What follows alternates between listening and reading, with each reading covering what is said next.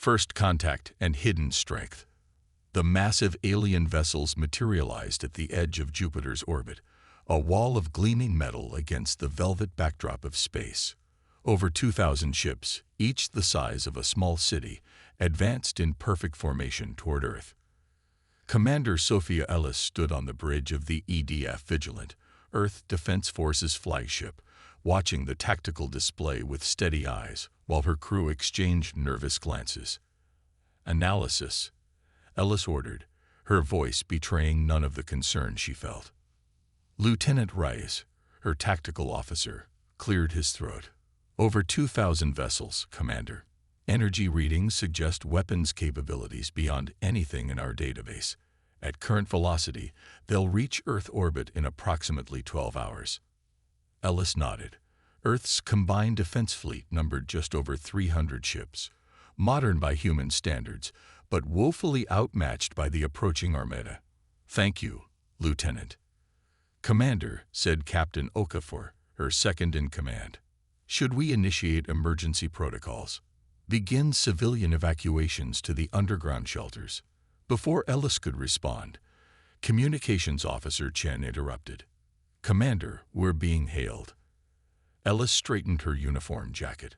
On screen, the main view screen flickered to life, revealing a humanoid figure with iridescent blue-gray skin. Its eyes, 4 of them arranged in a diamond pattern, glowed with an amber light. Bony ridges extended from its temples to the back of its elongated skull.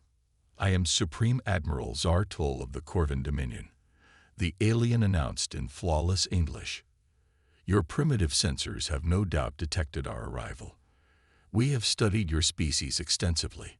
Your technology is inferior. Your defenses are inadequate. You will surrender your world immediately or face extinction. You have 6 Earth hours to comply." The bridge fell silent. Captain Okafor's hand instinctively moved toward his sidearm. Commander Ellis did something unexpected. She smiled. "Supreme Admiral Zartol," she replied, her voice warm and welcoming. "I'm Commander Sophia Ellis of Earth's Defense Force. On behalf of humanity, I extend greetings to the Corvan Dominion. We would be honored to host a diplomatic delegation aboard our orbital platform Genesis to discuss matters of mutual interest. Would 1,800 hours today be suitable for your delegation?"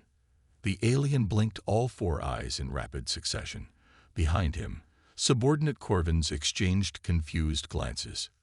"You invite us to negotiations," Zartol finally responded, confusion evident in his tone. "Did you not understand? We come to claim your world. 23 systems have fallen before us. None have survived resistance." Ellis's smile didn't waver. "I understood perfectly, Admiral, and I'm extending an invitation for diplomatic talks. Our station's environmental systems can be adjusted to match Corvan atmospheric preferences, and we've prepared suitable accommodations for your comfort." A low, rumbling sound, perhaps laughter or a growl, emerged from the alien commander. "You mock us, human." "Not at all, Admiral. I'm simply following standard first contact protocols. Surely a species as advanced as the Corvan understands the value of diplomacy before any irreversible actions." Officer Chen muted the transmission momentarily. "Commander," she whispered urgently, "they have enough firepower to glass our planet. What are you doing?" Ellis gave her a reassuring nod.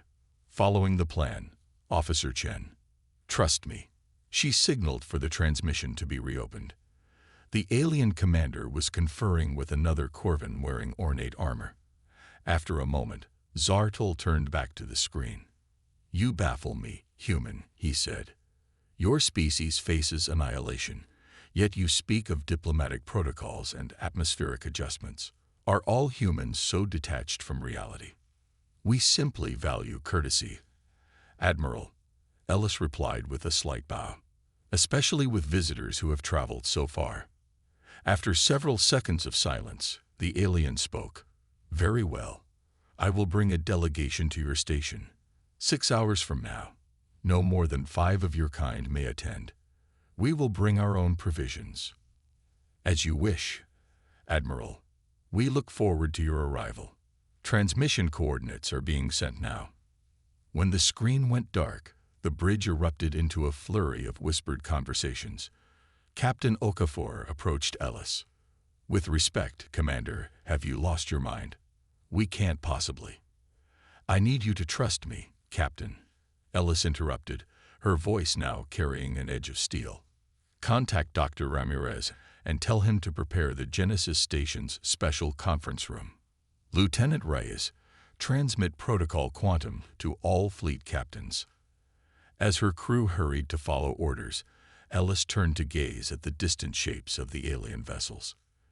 "They expect fear," she murmured. "They've never encountered anything else." "How can you be so confident?" Captain Okafor asked quietly. Ellis turned to him, her eyes bright with determination. "Because, Captain, they came looking for an easy conquest. Instead, they found humans, and humans have been preparing for this day for a very long time." Dr. Victor Ramirez adjusted his glasses as he watched the Corvin representatives enter the orbital station's conference room. The aliens moved with predatory grace, each step calculated and wary. 6 feet tall with powerful bills, their blue-gray skin seemed to shimmer under the station's lights. The 5 delegates wore what appeared to be ceremonial armor, polished to a mirror shine, but unmistakably designed for combat. "They look ready for a fight, not talks," whispered General Santos, Earth's military representative. "Of course they are," Dr. Ramirez replied quietly. "They've conquered 23 systems before ours. Never once have they been invited to talk first." The Genesis station had been prepared with care. A circular conference table dominated the center of the room, large viewports offering a spectacular view of Earth below and the massive alien fleet beyond.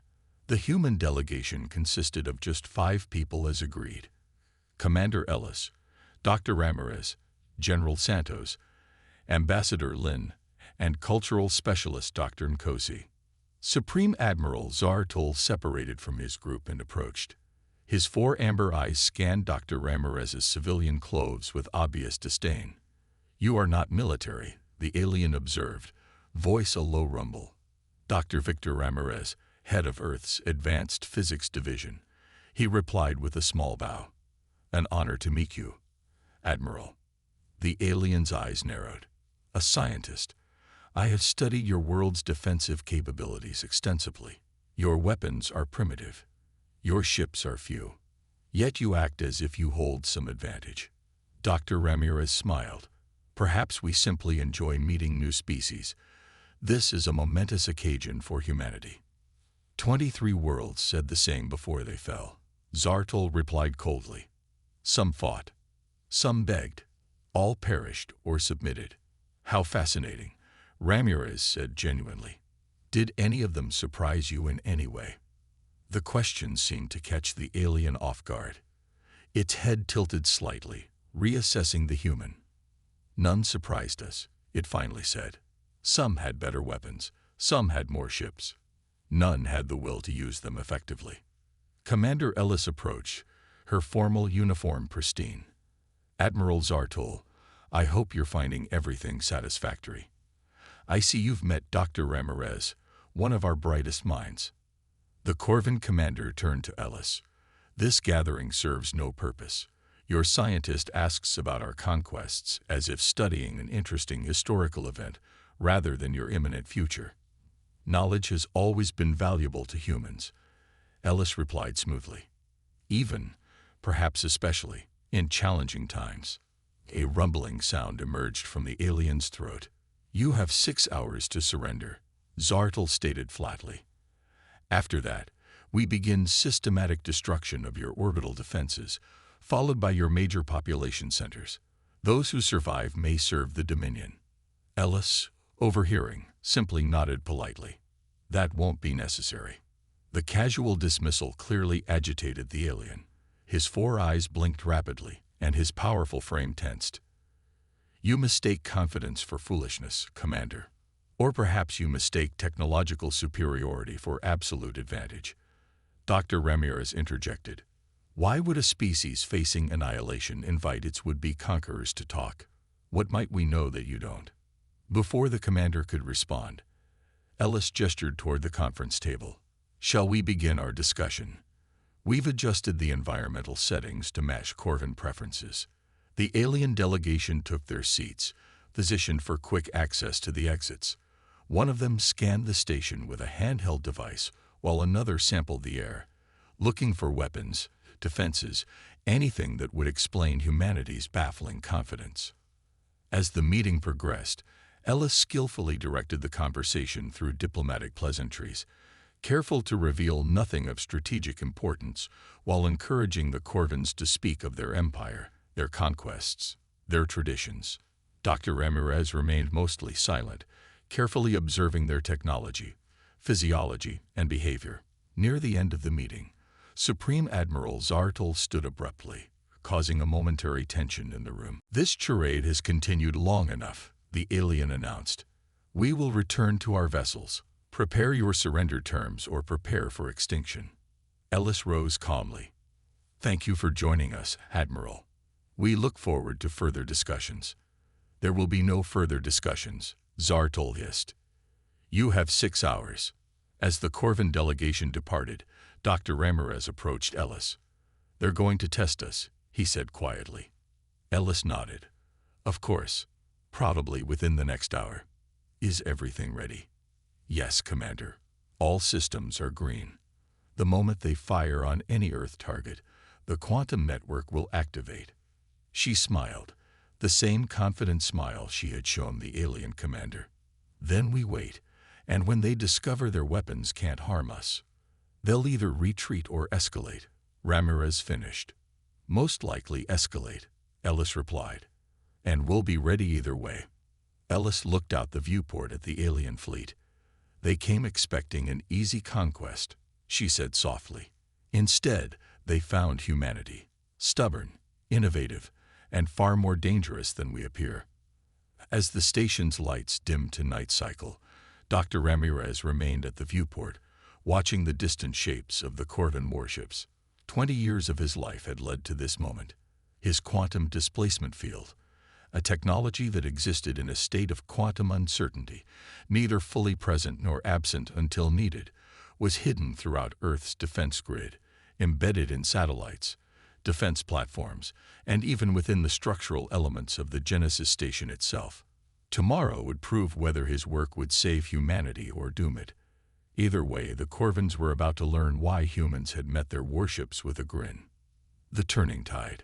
Lieutenant Maya Patel stood on the bridge of the EDF Tenacity, her small patrol vessel hovering near the moon. Despite being only 30 years old, she had been given command of this ship for a critical mission. The Earth hung like a blue jewel in the viewport, seemingly peaceful despite the crisis unfolding. Commander, Corvin warships detected leaving formation, reported Ensign Jackson, his eyes fixed on the sensor display. 20 vessels, heavy cruiser class. Course plotted directly for lunar colony. Patel nodded, her expression calm though her heart raced. Just as Commander Ellis predicted. They're testing us. The bridge crew exchanged nervous glances. The Tenacity was technically a research vessel retrofitted with defensive capabilities. It was barely 1/10 the size of a Corvin cruiser. Alongside it floated just 4 other human ships of similar size, the extent of Earth's lunar defense fleet. They're broadcasting a message on all frequencies, said Communications Officer Wright. Should I put it through? Yes, Patel replied, straightening her uniform jacket. The main screen flickered to life, showing the 4-eyed face of a Corvin commander. Humans of lunar colony, the alien announced. This is Battle Commander Krelzar of the Corvin Dominion. Your leadership has refused our generous offer of surrender. As a demonstration of our power, this colony will be removed. Evacuate if you wish. You have 1 hour. The message ended abruptly. Patel could see the fear on her crew's faces. Lieutenant, whispered Navigator Singh, there are 10,000 civilians down there. Patel's hands tightened on the command rail. I know. Contact the other ships. Formation Delta. And send word to lunar colony that no evacuation will be necessary. Officer Wright looked up in shock. no evacuation. But, Lieutenant, trust me, Officer, Patel interrupted with a small smile. And trust Dr. Ramirez. The 5 small human vessels moved into position, forming a barrier between the oncoming Corvin fleet and the moon.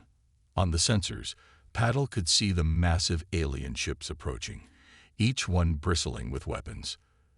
"They're within firing range," reported Ensign Jackson. "Energy signatures indicate weapons powering up." Patel opened a channel to the other 4 ships. "This is Lieutenant Patel. All vessels prepare for first contact protocol. Remember your training." She paused, then added, "All ships activate quantum displacement field." Throughout the small fleet, officers pressed sequence codes into their consoles. On the Tenacity, Patel herself entered the final authorization, then watched as her screen displayed the confirmation. Quantum displacement field active. To the naked eye, nothing appeared to change. But at the quantum level, the space around each human vessel shifted into a state that Dr. Ramirez had once described as half a step sideways from reality. "Corvin ships firing," called Ensign Jackson. Patel didn't flinch as the first blasts of energy, brilliant purple beams of concentrated plasma, shot toward her vessel. The bridge crew tensed, some closing their eyes involuntarily. The beam struck the Tenacity and simply disappeared, like water poured into sand. No impact, no damage, no effect whatsoever. A stunned silence fell over the bridge, broken only by Officer Wright's whispered, "It worked. It actually worked." The second and third blasts followed in quick succession, aimed at different human ships. Each disappeared just as completely, absorbed by the invisible barrier Dr. Ramirez had created. "Status report," Patel ordered, her voice steady.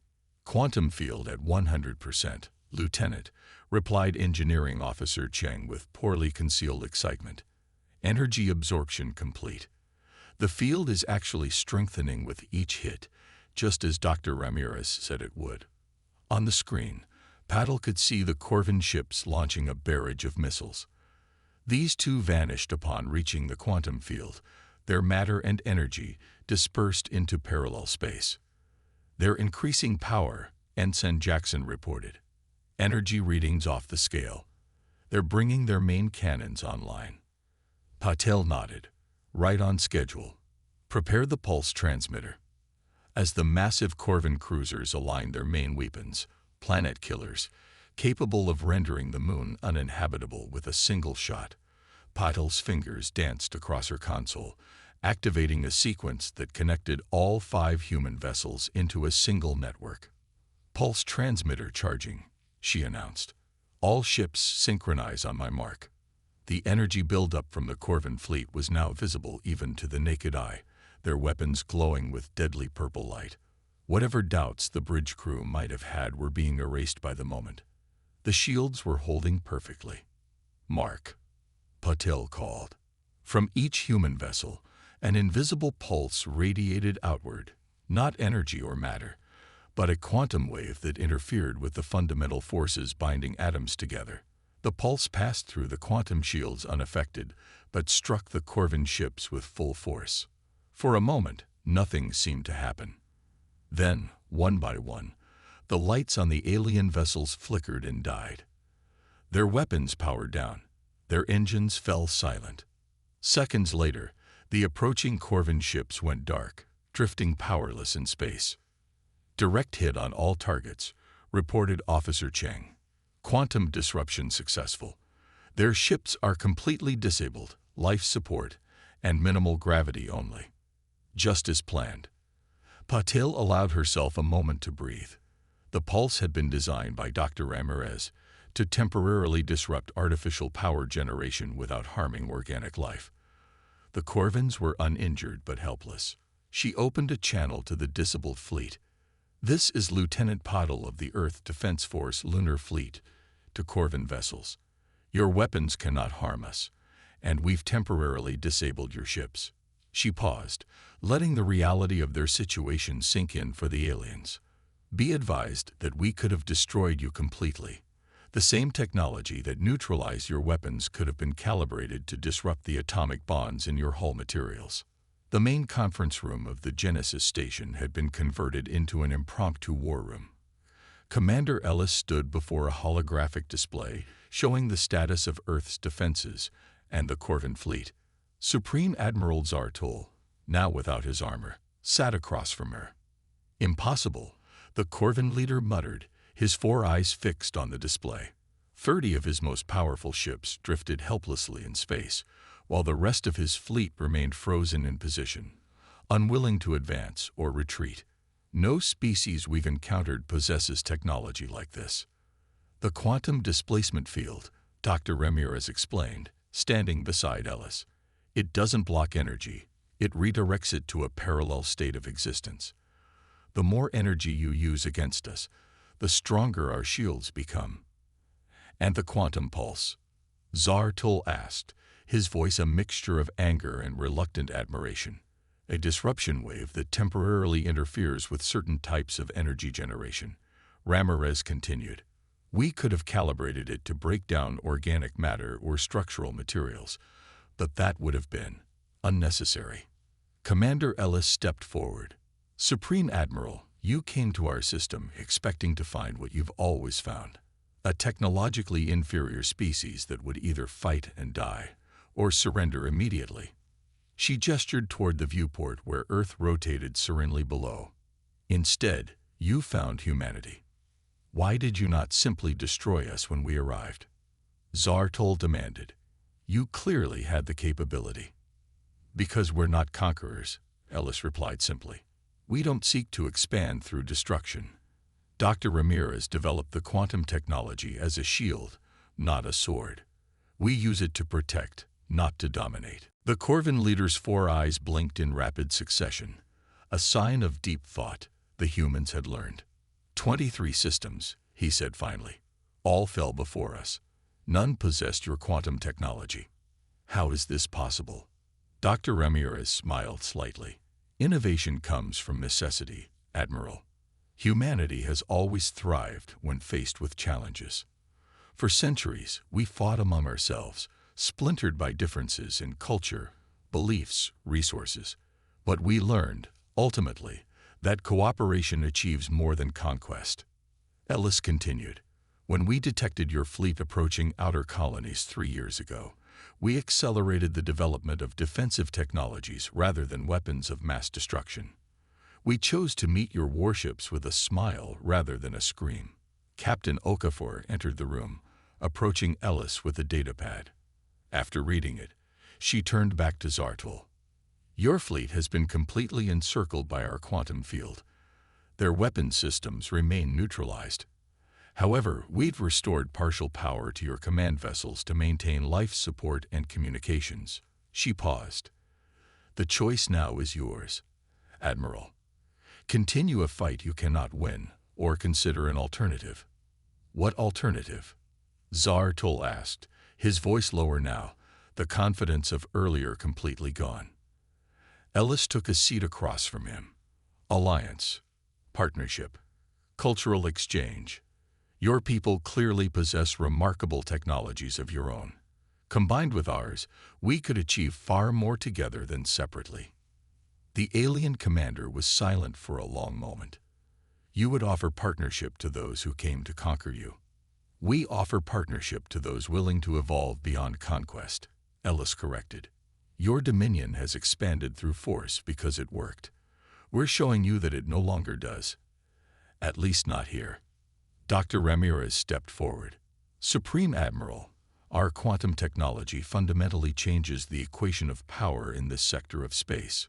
But rather than using it to become the new conquerors, we're offering a new paradigm. One based on mutual benefit rather than subjugation." Zartul's 4 eyes focused on the humans with new intensity. "My superiors will not easily abandon generations of expansion policy." "Perhaps," Ellis agreed, "but they will listen to the commander of a fleet that encountered technology beyond anything in your experience. Technology that rendered your most powerful weapons useless." For the first time, something resembling a smile crossed the alien's face, a slight relaxation of facial muscles around his jaw. "You are not what we expected, humans," he admitted. "We rarely are," Ellis replied with her own smile. "That's rather the point." 3 days later, the Corvin fleet departed Earth's solar system, not in defeat or victory, but with a delegation of human scientists and diplomats aboard their command ship. The beginnings of an unprecedented alliance had been formed, one that would reshape the power dynamics of the sector. As Commander Ellis watched the fleet depart from the viewport of the Genesis station, Dr. Ramirez joined her. "Do you think they'll honor the agreement?" he asked quietly. Ellis nodded. "They're pragmatists, Victor. We've demonstrated that force doesn't work against us. Cooperation is the logical alternative. And the other species they've conquered." "The terms were clear," Ellis replied. "Gradual transition from subjugation to partnership across all 23 systems, with our quantum technology as the guarantor." Ramirez smiled. "They came with warships. And we met them with a grin," Ellis finished. "Because sometimes the most powerful weapon isn't a weapon at all. It's the ability to imagine something better." As the last Corvin ship disappeared into the darkness of space, Earth continued its peaceful rotation below, its people still largely unaware of how close they had come to destruction, or how a smile in a quantum field had changed the course of human history forever.